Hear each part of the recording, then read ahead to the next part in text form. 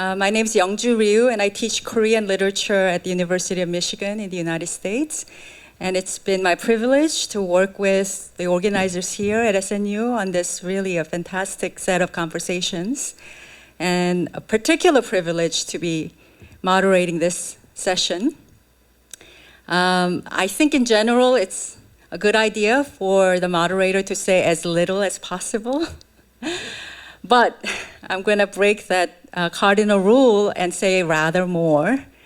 I hope it'll be okay. The reason being, Professor Bruce Cumings, whom we were very, very excited to join this conversation, is not able to join us today because of health issues. And so I'll do my best to try to capture a little bit of his main arguments from his already published work and to sort of contextualize what we, the organizers, thought were important questions to ask about this panel. So the title of the panel is Korean Studies Beyond the American Century. And there's a reference to the very famous work of fiction by Joyce Carol Oates, Where Are You Going? Where Have You Been? And in some ways, this title, I think, has become prescient because we did Where Are You Going first, yesterday and earlier today, and we're doing Where Have You Been now? I mean, where have you been now? So in reverse temporal order, but in the right order for the way we proceeded in the conference. So as a final session, we're taking stock of where Korean studies has been, and where Korean studies has been as area studies is in the American century. As a way of introducing our panel, let me read from the panel description that the organizing committee shared with the panelists as we asked them to think about what they would present today. So this was what our panelists had when they were thinking and gathering their thoughts. Area studies, it might be said, has been the epistemology of the American century, shaped by the mid-century wars in Asia that marked both the end of empires and the beginning of American hegemony. Area studies foregrounded the possibility of total war as its dominant existential condition and the vision of the globe as a total integrated system. It thus diverged in marked ways from forms of knowledge, production, institutionalized in other parts of the so-called free world that were rooted in older colonial histories, most notably in Great Britain and Japan. How these different knowledge systems worked, both in tandem and in tension with one another, to consolidate the Cold War order has been the subject of much critical inquiry over the past decades. And of course, Professor Bruce Cumings was a leader in that effort. Within that order, Korean studies has occupied a curious place.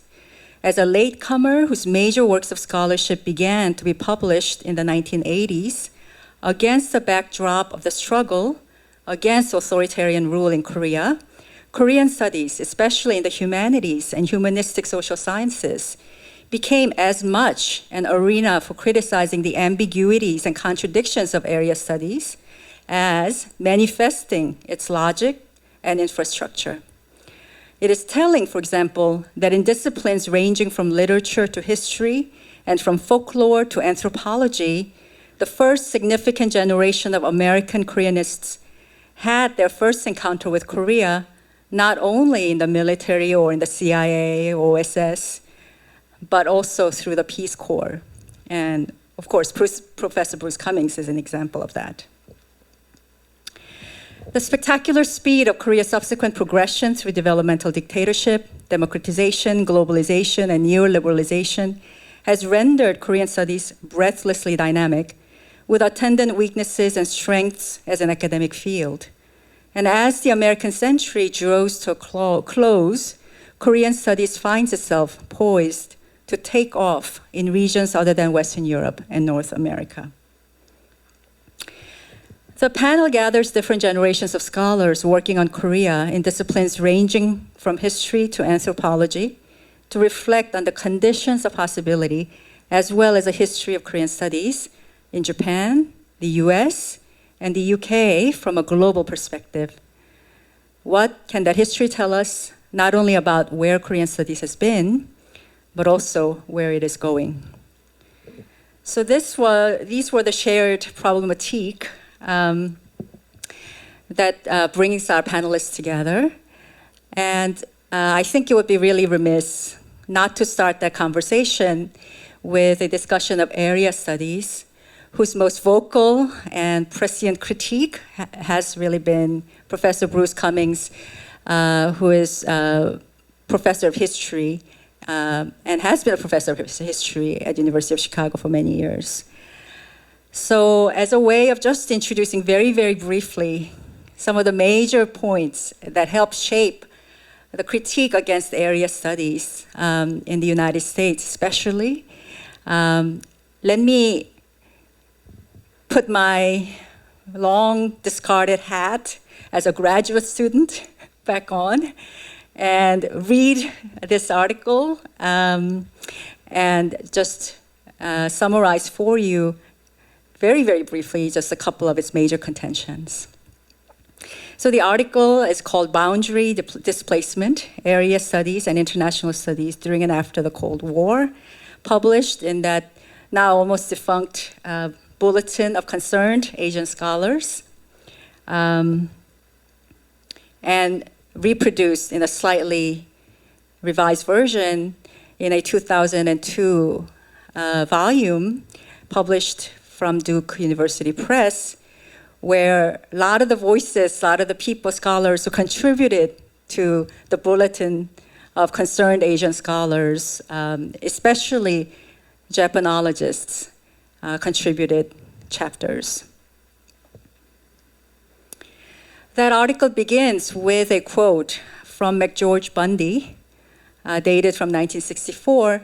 McGeorge Bundy was at the time dean at Harvard, and the quote goes something like this: "It is a curious fact of academic history that the first great center of area studies was in the Office of Strategic Services, which is today CIA. It is still true today, and I hope it will always be, that there is a high measure of interpenetration between universities with programs, with area programs, and the information gathering agencies of the government." And you can pretty much see the critique that Professor Cumings built out of this and many other declassified US documents that he was able to examine.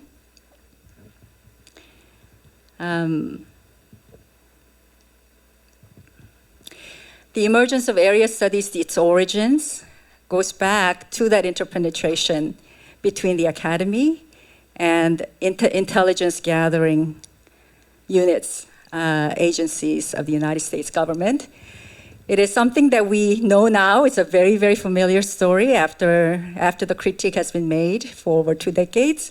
At the time when it was made, of course, nobody made it as explicitly and as boldly as Bruce Cumings. So the research and analysis branch of OSS was a model for post-war collaboration between intelligence and the academy. Of course, when OSS, when research and analysis branch of OSS was very, very active and successful during World War II, it did so as a existential, as a unit and as a civilization that was facing existential threat, which allowed and justified a kind of close interpenetration between intelligence and academy in ways that would become problematic during the Cold War era. So area studies, as defined by Cumings, is a post-1945, so the post-World War II marriage of contemporary social science theory and Oriental studies. This was a marriage that was authorized by the US government. It was a marriage brokered and officiated by academic societies, most notably SSRC, the Social Science Research Council, and the American Council of Learning Societies, ACLS, which still many of us in the United States who are active in Korean studies have at one point received scholarship grants and other opportunities from these institutions.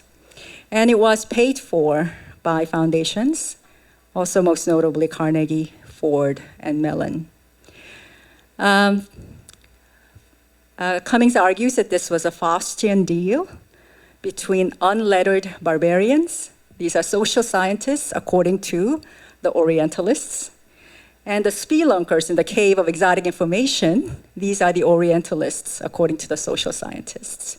The spelunkers would take their flashlights and go into the cave and work tirelessly to mine an ore of information, some ore of exotic information, which would then be brought to surface by the social scientists and be theorized for world consumption and for government consumption, US government consumption more specifically. And that theory, by and large, was modernization.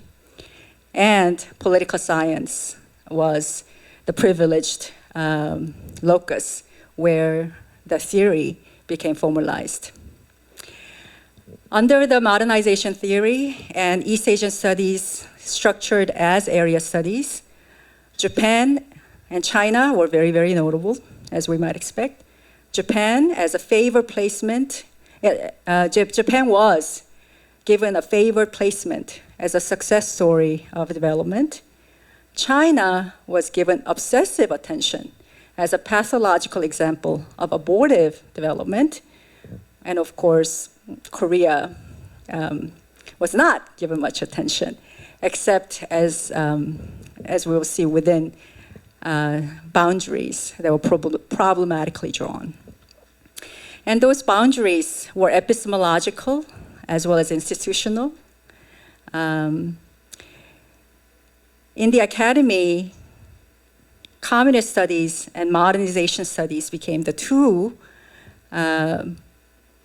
boundaries that policed the Cold War, essentially. And you can see the kind of irony of this, at least from the Korean studies perspective, when you consider that that kind of academic and epistemological boundaries were then what helped provide knowledge, the ores, right, of information to the National Security Council, where there was one expert to cover China and North Korea, and another one to cover Japan and South Korea. From a Korean perspective, this seems an odd kind of boundary policing. From my personal experience, I know that in some ways this kind of boundaries persist in the United States. I was listening to a podcast run by Obama-era policy advisors who routinely group South Korea and Japan together in this way as US allies,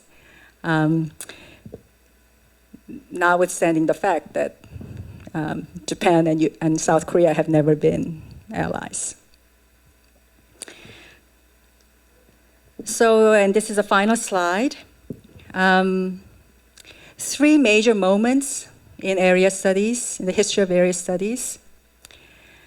The first, of course, in the post-war era, when East Asia was painted red, and these are the major tropes with which East Asia was understood in during the American century.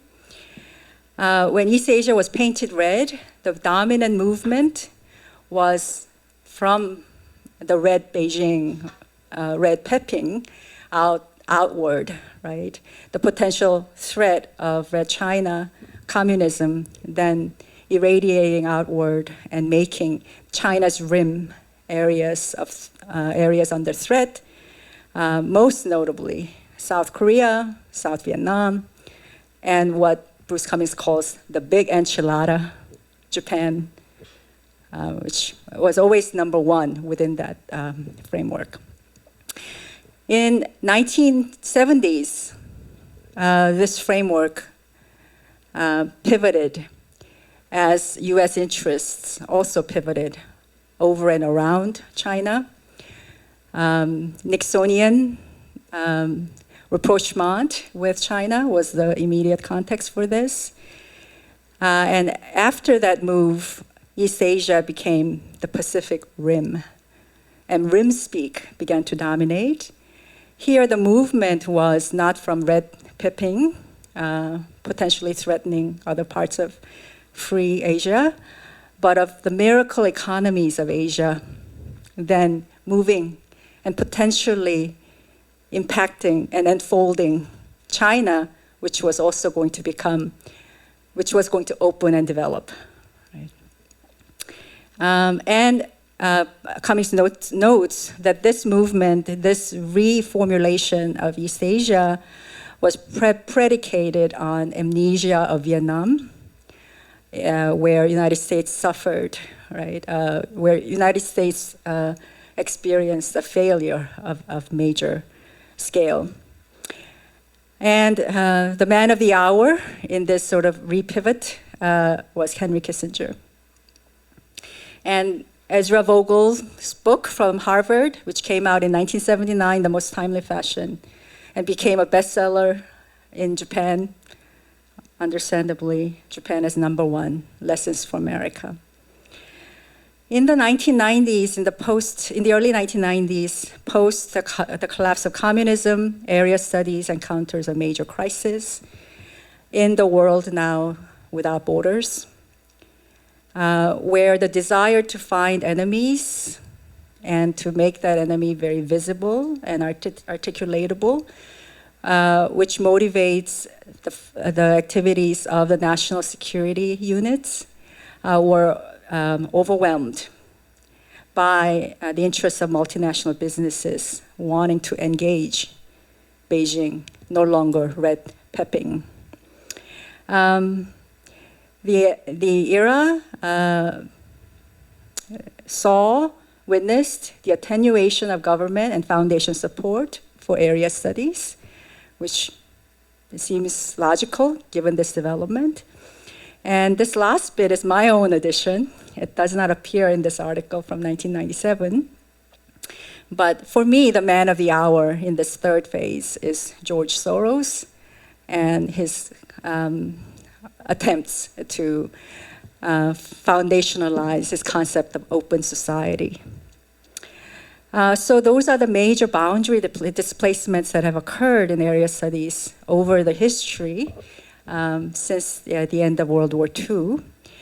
Notable, I think, here is absence of Korea. And it's really unfortunate that Professor Cumings isn't here because that's what he would have addressed. Area studies, America and Korean studies, which when we first reached out to him to invite him to this conference, he said, I may not know what's happening in Korean studies today, but I know its origins, the origins of the field, like the back of my hand. But I think there are some interesting points that we can pick up later about Korean studies, in particular within this matrix of area studies. And my sort of hypothesis to end this presentation, very brief presentation of Professor Cumings' article, is that that kind of invisibility and impoverishment, of a scholarly impoverishment perhaps during the heyday of area studies, the heyday of area studies that produced work like Japan is #1, may actually be a boon and not a curse, right, for Korean studies.